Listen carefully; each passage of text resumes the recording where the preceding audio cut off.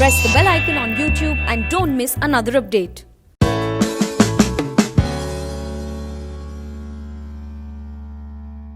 What you have just shown us is in many ways radical change.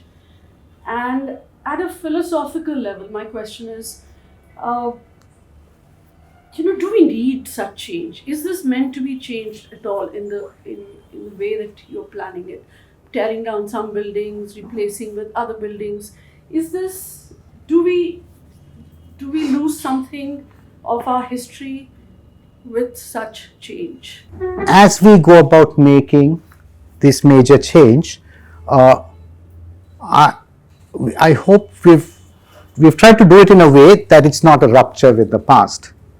What we have tried to do is to respect the history and perhaps, if I may go so far as to say, perhaps to even strengthen the original intent by using the architecture to sort of strengthen the original diagram. There's nothing there that we are doing that doesn't say, listen, this is exactly what Lutyens would have done. That's point number one. So, might be radical change, but I'd like to first answer that question. No, it's certainly not something that makes a rupture with the past. It's not a break with the past, but sort of taking the past and working with it.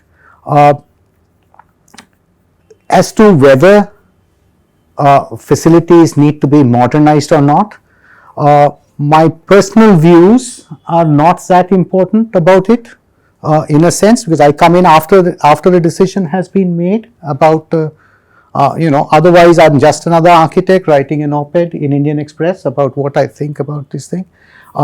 It's when a decision is taken saying, listen, it's about time we have to bite the bullet and we have to modernize Parliament. I think one big motivation for the Parliament's modernization is the expansion needs.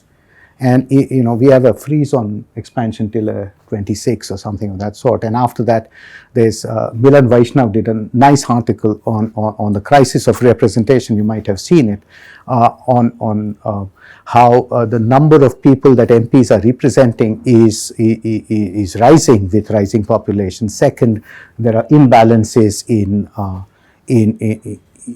countrywide because of population changes that are different. And all of this will have to be tackled, which will need expansion. If you need expansion, you're going to have to make a new facility.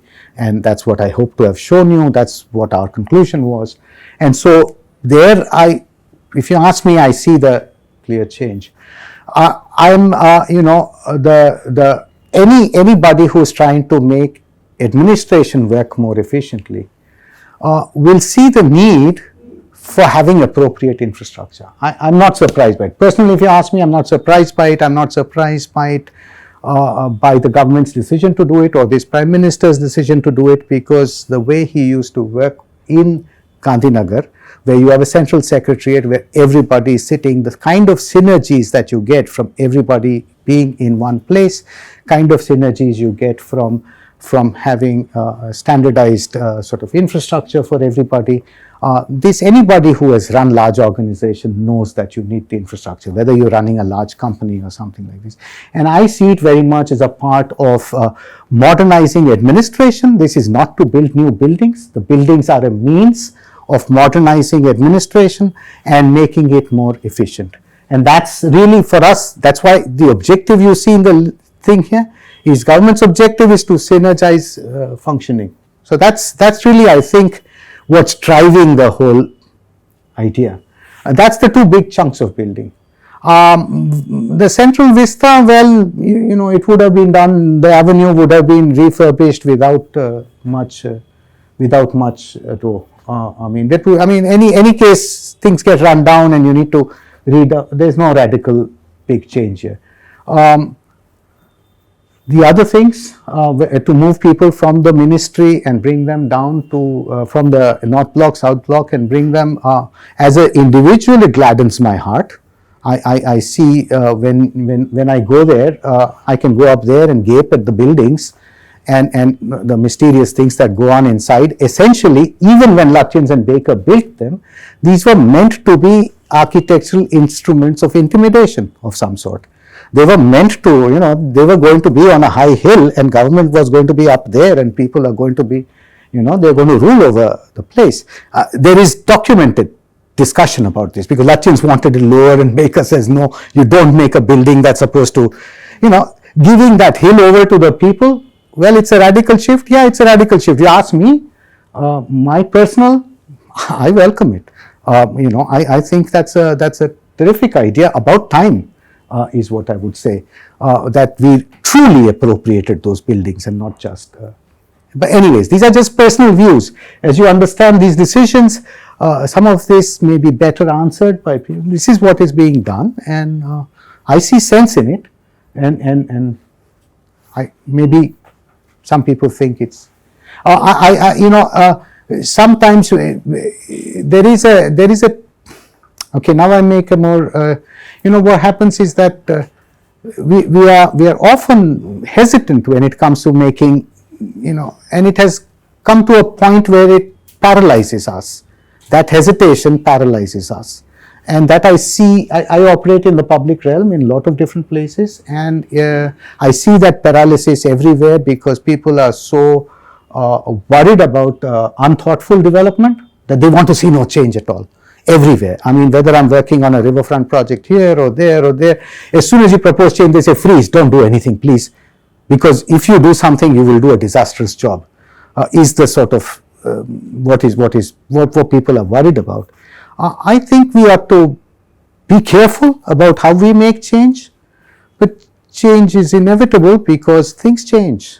Technology changes, population changes, stresses change, life changes. You interacted now after the decision has been made. The kind of ambition that you have timelines. I mean, from 1910 to 1932-35, they built this Lutyens. I mean, it was long, 2 decades they took to build that. We are trying to do it in 5-7 years. So it's the kind of the time frame that you have set. It looks like Tughlaqi, or it looks like a flight of megalomania. So how do you justify that this thing keeps lurking in the mind? So why this hurry? The first building I did in my life was the Gujarat High Court building. One of the first buildings at the Gujarat High Court. It's 1 lakh square feet. This is 100 lakh square feet. It took 7 years to build at that time. That was that was India. 2% growth. The flyovers that we build take forever. The infrastructure we build take forever. If it can be done faster, why not do it faster? It saves you money. It saves you disruption. I mean, the time of disruption is collapsed. Everywhere we go, all of us are Indians, and all of us go and say, listen, why do we take so long to do our infrastructure? And indeed, you could see it as megalomania or whatever. Everybody can have an opinion. You could also see it as a desire to show that India can build infrastructure fast. Now, whether it will be realized or not, time will tell. But you could take a more charitable view of it, saying that, listen, people are fed up finally. I've seen many articles written saying, why does our infrastructure have to take so long? So could it be done faster? Can we do it in 3 shifts? If, people come back with stories of, they did in China, they did this building 1 floor every day. And then that becomes a story everybody wants to talk about. And they did this and they made it, they pulled people out of poverty in a generation. Does it have to be our slow pace? And that will need infrastructure. So could you see this as a symbol, as a desire to show we can do it fast? And I'm no spokesman for this, but if somebody tells me do it fast, my first reading is not that he's Tughlaqi. Fast reading is that I can see that he wants to show. And I've seen many industrialists do this, by the way. I've seen many I work with industrialists, I work with, an industrialist saying, I'm fed up. I want my factory up and running before 1st of April on this date because I need to take this. Do whatever you want, but get it done. And they're doing it for reasons. And, if things can be done faster, why do them slower? Now, if you're going to do it at the expense of quality, if you're going to do it at the expense of, whatever, then I'd say hold on before you do that. I don't see anything right now. I think there's sufficient. There's very clear message to us saying minimize the disruption in whatever way you can. Whatever. I mean, not only just construction wise, but when people have to move, build permanent facilities before they have to move, no moving offices before they, so on and so forth, all these sort of things. So I'm actually quite, I'd rather see it in that way. That's what keeps, I think that's my view anyways. Sir, Dr. Swapna Little's book on New Delhi and a few pieces that I read by Professor Narayan Gupta all mention this one phrase, which is Latvian symmetry, about how it was built with such thoughtfulness that there was no building that was interrupting another building's view. How is that something that you're going to take forward? Because I do understand that there are 2 new buildings. I mean, apart from there's going to be a new parliament and a new National Archives building. So how are you going to ensure that this Latvian symmetry that we often talk about doesn't get interrupted? Yeah, you cannot come to Central Vista, design something there and not be respectful, I would say, of the symmetry that exists. I believe that if somebody looks at it, they will not complain about at least that dimension of it. And we've been very, very careful in wanting to continuously reinforce the essential diagram of Latvians rather than to work against it. Therefore, and that's day one. I mean, I wouldn't come to a place. I'd say when you do an addition, I did one in Gandhinagar, and the one that you refer to is the building of two sets of buildings so Gandhinagar Central Secretariat is once again inspired by the Delhi Latvians one, which was inspired by Washington, etc. So, and they're exactly the same dimension. It was so it has the assembly in the middle, and it had secretariat buildings, 10-floor secretariat buildings on either side. All the government ministries are located here. All the ministries used to sit inside the Sachivalaya, and at one point we got told, listen, add ministers block here. And the final sort of clinching argument was, listen, I'm going to add these 2 blocks here, add a lot of facilities, conferencing facilities, etc., etc. And I had the model there. I had 3 alternatives, and I said, look at the alternative I'm proposing. Does it look like the original architect would have done it? And that's what stays. When you're doing additions, you have to be respectful, I think. You don't have to mimic. Don't have to mimic completely. You have new requirements, you have new technology. But at the same time, being respectful of this is, find me one building where I've not done that in the past, and you won't find. And find me in this design a problem, is what I would say.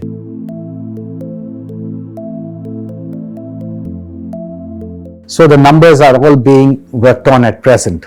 I'll tell you, the parliament is a very special building. But the office buildings are office building cost. If Union Express were to build an office building per square foot, that is what it would be. So that's the sort of target. So it's not as if I can't give you a full number just because it doesn't exist. That's the simple reason. It will be there. You will be able to ask about this in a couple of months when we have a better fix. I have no idea what's going to go inside the archives edition. It's just a block in my drawing.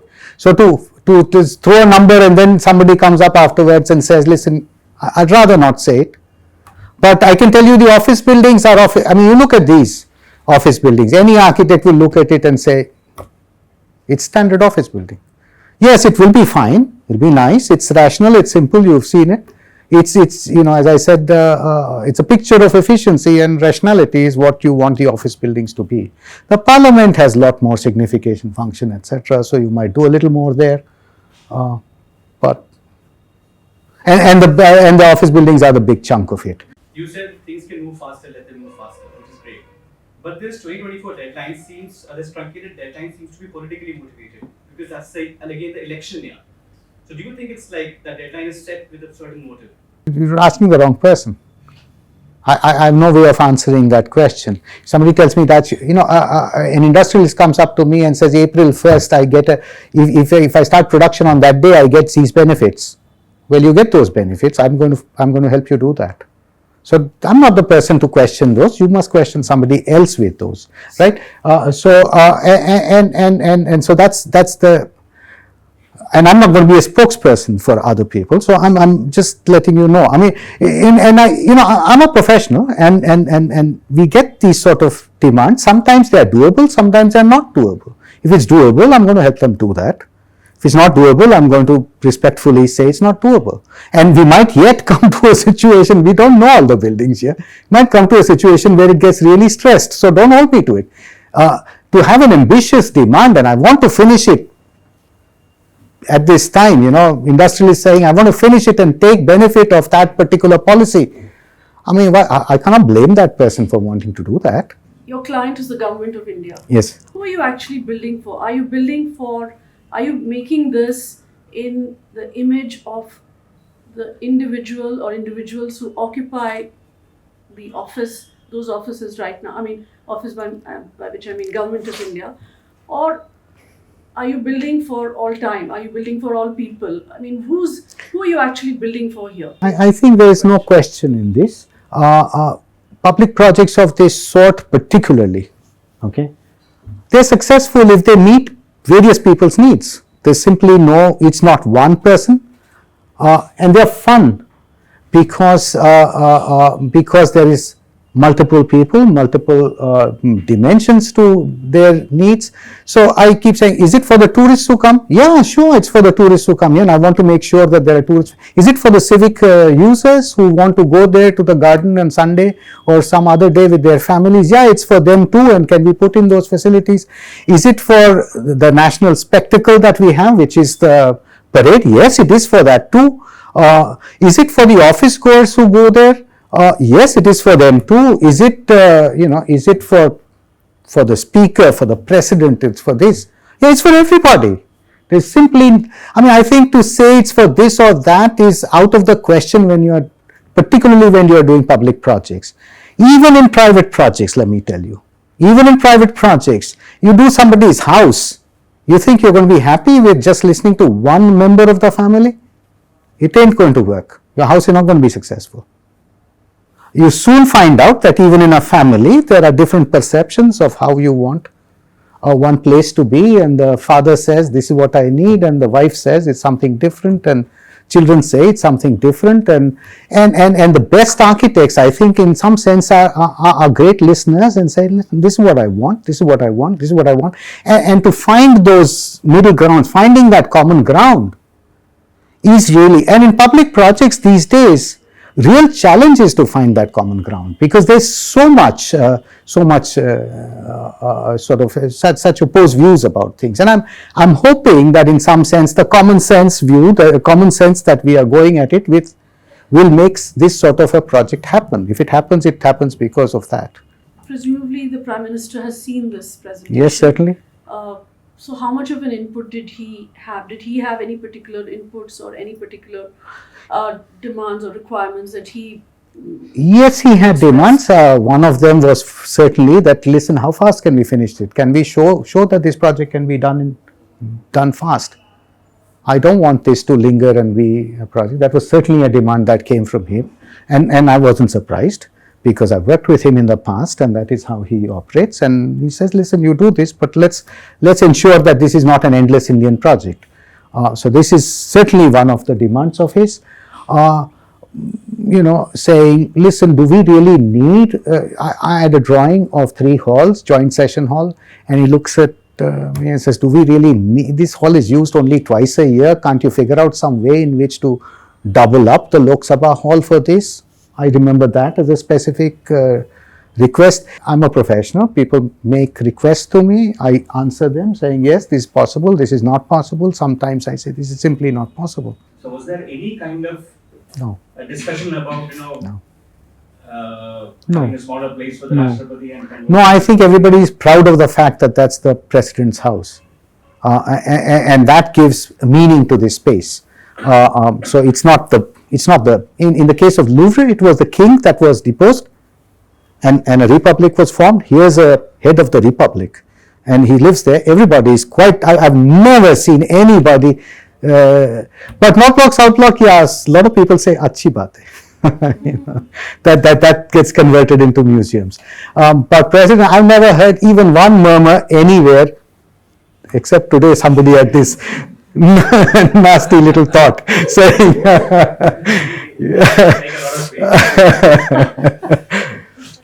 otherwise everybody is you see, it's amazing how, and I think this is, I think I'm actually quite proud of the fact that something that was constructed at that time has been so fully taken over by us in a way, and sort of made part of our bloodstream, and that's really heartening to see.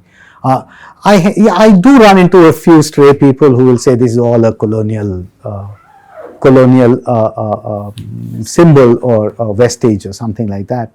But they're stray people. I mean, few people. I mean, but by and large, everybody looks at it proudly and says, and that's nice, I think. I mean, it's very heartening. And therefore, the reason to keep it the way it is, to strengthen it, to cherish it in some ways, and that's really the objective with which I'm working on it. Krishna, if I could just take you out of Delhi and to Banaras, when you were doing the Kashi Vishwanath corridor project. So there has been criticism that all the lanes which are kind of characteristic of Banaras are being demolished for the corridor and homes. So how do you what are the challenges of bringing change to a city like immemorial city like Banaras? I think there are lots of views people have about Banaras and very little information about what and once. What I hope to do in these sort of projects, once I do that presentation, people should generally say, it's not as problematic as I thought, because they see the logic underpinning it. Well, in this case, in the case of Banaras, first of all, if you see the scale of it, in the context of Banaras, all these statements about how the soul of Banaras is being sort of killed or whatever. That's why I have in my presentation a series of slides that says, okay, so here's what space we are talking about. Now you go a little higher, and you can't even spot it in Banaras. It's like, to my horror I discovered, I live in a colony, nice colony in Ahmedabad, which has houses, bungalows, and to my horror I discovered it's half the size of my colony, which has 20 bungalows in it. It's that small a project. It's like a building project inside this place. So it's not as if it's going to change the character of Varanasi in any way whatsoever. It's, when Ahilyabai Holkar must have built the terrace, Jalasan terrace that is done there, she must have also changed the geography of that place in ways that this project is changing the geography. Banaras has been constantly added on to. There's a terrific book by Madhu somebody, wonderful book called Reconstructing Banaras, which basically takes Mark Twain's statement, says this is older than time, older than history, older than whatever, and says, yeah, that's a myth, because it's been constantly and continuously added to, and added to by individual projects of people saying, listen, these are the Maratha rulers coming here and establishing their little wada here, or little terrace here, or little recreation spot here, or building a temple, gilding a temple. And this is a project in Varanasi. It's an architectural project. It's hardly of that is going to change Varanasi's. If I show the full presentation, you understand what the many gullies. No, 2 gullies and one of them we have recreated. One gets recreated by the project. So 1 gully goes. That gully, yes, it goes. What do you get? You get lots of facilities. And this temple gets 100,000 people. If you must have visited the place. It's a security risk, it's a safety risk. There's a terrific statement by Gandhiji in his 1916 speech. I don't know whether you've read it. Banaras Hindu University speech, a very famous speech, his first political speech, where he says, I went to Kashi Vishwanath Mandir last evening, and I speak as a Hindu, Gandhiji is saying. And he says, can't our temples be more spacious? Can't they be clean? Why do they have to be like this? 1916, Gandhiji is saying that. It's got worse and worse and worse and worse and worse and worse. In my presentation, you read that, Google Gandhiji Banaras Hindu University speech. God thoughts must have run away. Yeah. So I mean, so that's what Gandhiji had to say, and in some ways these improvements around temples and things, it's to say, listen, there are common pilgrims going here who get fleeced. Mark Twain has a terrific statement about fleecing pilgrims. If you see that, it's a beautiful statement. He's saying, this is the place where he's not always respectful of Varanasi, so if you see the project, it's once again a big improvement type of project, where you say, what's the big thing we are building here? Well, we are building bank of toilets. What are we building here? A shaded area in which 3,000 pilgrims can line up, and a place where they can put their chappals and don't get fleeced by some shop owner, a place where they can keep their baggage, somewhere where you can get some electricity cables inside, place where the rainwater runoff is better, a place that can be kept clean, and you don't have to look at your, on the ground all the time when you're walking. Why does that have to be part of our romantic view of what's India? Why do we have open running gutter as the romantic view of India?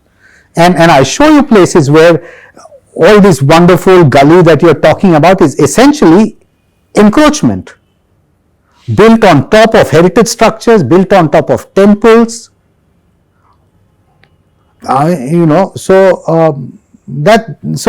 I wish someday I could do that presentation, because there's so much myth making around it, around the project. Do you think a broader political consultation might just make your job in the long run easier in terms of the brick match? Just Parliament is, after all, every MP.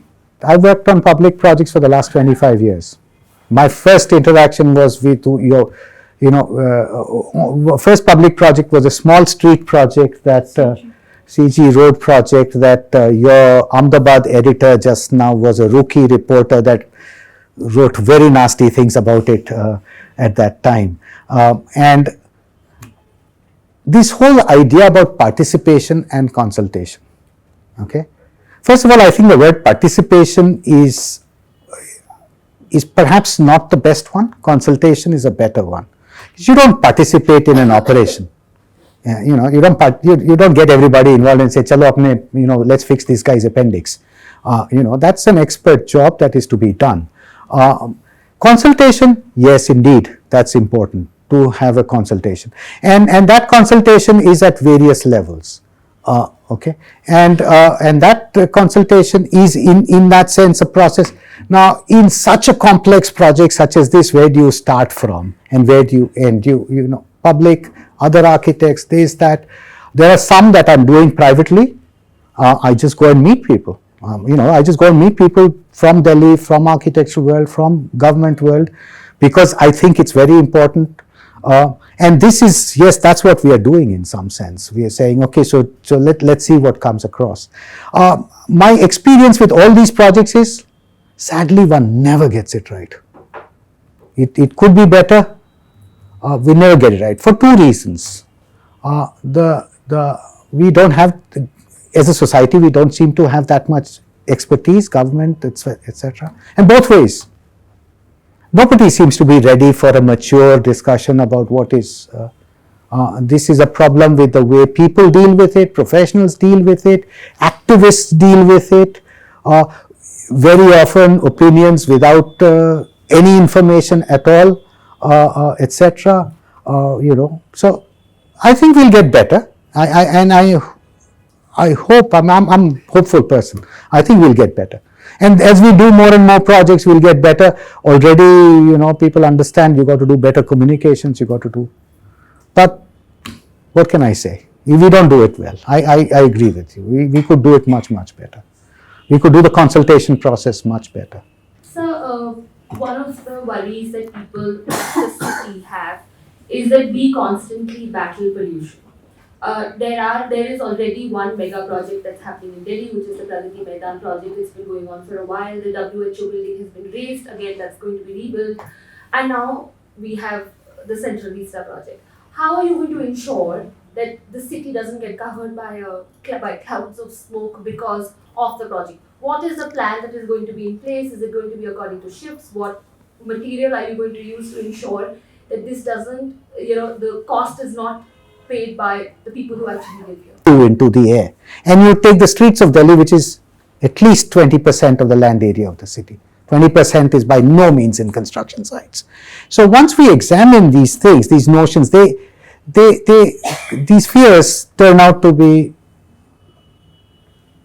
false. I constantly battle one other such thing. Everybody looking at the way our cities are growing, is worried about a concrete jungle covering all of India. That fear is what is sort of getting them scared. My question to you is, they have this vision of this planet in Star Wars. They have this planet with totally urbanized on all sides. I say to you, in India, if all Indians were to be urbanized and they were to consume land at the rate they presently do in cities, or let us say 1.5 times that, how much of India would be covered by city? 1 billion Indians living in a city, all concrete paved. How much of India is covered by concrete? Not all area of the city is covered by concrete, but tell me, how much do you imagine? Well, Gujarat, the rest of India would be open. Just do the math. How many people live in Delhi? What's the area of Delhi? Get your per capita consumption of land for Delhi, now multiplied by 1 billion, find out the area of India from Google, and you will get that number. It's very easy. But this fear that suddenly we'll be engulfed in a pollution because of one more construction site here is, I think, a little bit exaggerated. Nonetheless, let me tell you what we are going to do. Constantly humidifying is a standard procedure. Humidifying the site and ensuring that whenever you are doing digging, most construction sites are wet actually, they are not dry. Okay, they're wet because you have concrete but so humidifying it further when you are demolishing buildings, etc., is easily possible, and that can be built into contracts. We've been told to build it into contracts. Point number 1. Construction workers invading this area. Well, somebody came up with a brilliant idea, saying that why can't we have all the construction worker housing at the end of the metro lines? They'll come by metro in the same way that officers are going to come. Brilliant. The contractor doesn't have to be given expensive center city land for housing construction workers. So they come in the morning in the same way. So perhaps you will need to stagger timings, etc. So construction workers come in that way. Noise, could we have tall barriers that are noise protectors like you have at airports? That's not a big price to pay given what you're trying to do. Another thing you could do to really minimize the amount of disruption caused to Delhi is crunch the construction time before elections. How is it that almost all the pet projects of Prime Minister Modi come to one particular architect? Oh, you think these are the only projects he's doing? I'm not doing the Prime Minister's museum. I'm not doing I had nothing to do with the Statue of Unity. We did some detailed design work for a construction company, but that was for the construction company. So it's not that. And perhaps I'm a good architect. It was an open competition, ma'am. See the way it works. And now I speak, at a risk of being self-interested in this. So I hope you will cut me some slack for that. You see, I am now also, and I understand this a little better because I am now also operating in the capacity of a client.